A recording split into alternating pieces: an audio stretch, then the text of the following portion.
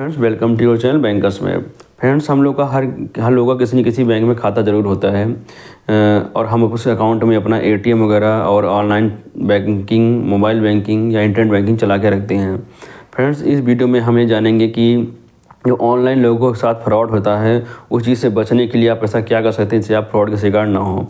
तो इसमें आपको स्टेप बाय स्टेप कई सारी चीज़ें बताऊंगा। अगर आप उस चीज़ों को करते हैं तो आप अपने अकाउंट को बिल्कुल सेव रख सकते हैं और अपनी मनी को भी आप सेव रख सकते हैं।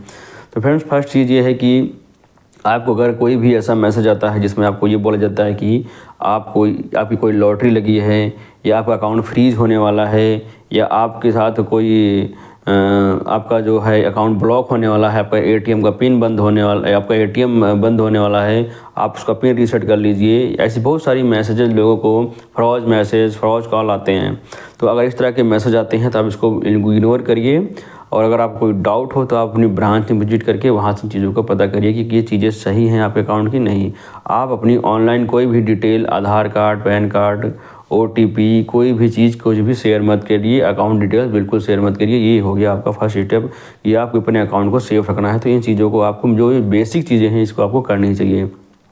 सेकंड चीज़, आपका जो भी अकाउंट है उसको आप बिल्कुल अपडेट रखिए। अपडेट का मतलब ये है, केवाईसी तो आपकी हो ही गई, आपने केवाईसी करा ली।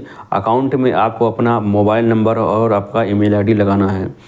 देखिए, आज के टाइम पे हर बैंक मोबाइल नंबर अपडेट के जब भी आपको मैसेज वगैरह उसके चार्ज करते हैं, तो लोग छोटे छोटे चार्ज बचाने के लिए 10 रुपये, 5 रुपये महीने, 2 महीने का बचाने के लिए अपने अकाउंट में कुछ लोग होते हैं मोबाइल नंबर हटाते हैं। हम लोग ये देखते हैं ऐसे केस, इसलिए मैं बता रहा हूँ। लोग अपना मोबाइल नंबर हटा देते हैं, कहते हैं हमें मोबाइल नंबर लगाने की ज़रूरत नहीं है, तो उनको उसका कोई मैसेज भी नहीं जाता है अगर उसके अकाउंट में कुछ होता है तो, फ्रॉड वगैरह कुछ होता है तो आप अपने अकाउंट में पहली बात तो मोबाइल नंबर अपडेट कराइए। इस टाइम पे जो भी मोबाइल नंबर पे जो मैसेज आते हैं आपको एक्चुअल बेसिस पे चार्ज करते हैं। पहले क्या था कि बैंक फिक्स अमाउंट आपका हर महीने काटते थे या 2 महीने 3 महीने में काटते थे मैसेज चार्ज का, एसएमएस चार्ज का। बट अभी आरबीआई की गाइडलाइंस ये हैं कि जितना भी आपको मैसेज आएगा, मान लीजिए आपको महीने में एक मैसेज गया तो उस एक मैसेज का पैसा कटेगा। अगर आपको कोई भी मैसेज नहीं गया तो कोई भी मैसेज का पैसा नहीं कटेगा। जिनके ज़्यादा मैसेज आते हैं, जैसे मान लीजिए आप ऑनलाइन कोई ट्रांजेक्शन करते हैं तो उसमें आपको ज़्यादा मैसेज आते हैं तो उसके हिसाब से आपको चार्जेस करते हैं। तो एसएमएस चार्ज जो है वो एक्चुअल बेसिस पे हो चुका है। तो आप अपने अकाउंट में मोबाइल नंबर जरूर अपडेट कराइए। अगर आपका अपने अकाउंट को बिल्कुल सेव रखना चाहते हैं तो अपने अकाउंट में मोबाइल नंबर अपडेट कराइए, फर्स्ट सेकंड चीज़। और मोबाइल नंबर अपडेट करने के बाद अभी देखिए हर बैंक की एक मोबाइल एप्लीकेशन होती है। आप उस मोबाइल एप्लीकेशन को ज़रूर इंस्टॉल करके रखिए, क्योंकि जो बैंक का मोबाइल एप्लीकेशन होता है वो आपको बहुत सारी सेफ्टी देता है।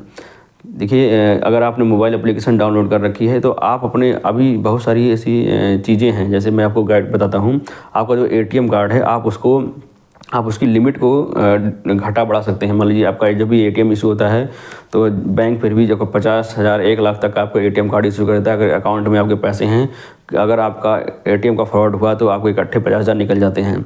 बट अगर आप अपनी लिमिट को रिड्यूस कर देते हैं उस ऐप के थ्रू, तो आप उसमें 10,000 की लिमिट भी डाल सकते हैं, 5,000 की लिमिट भी डाल सकते हैं। तो आप वो कर सकते हैं, आप अपनी लिमिट भी रिड्यूस कर सकते हैं।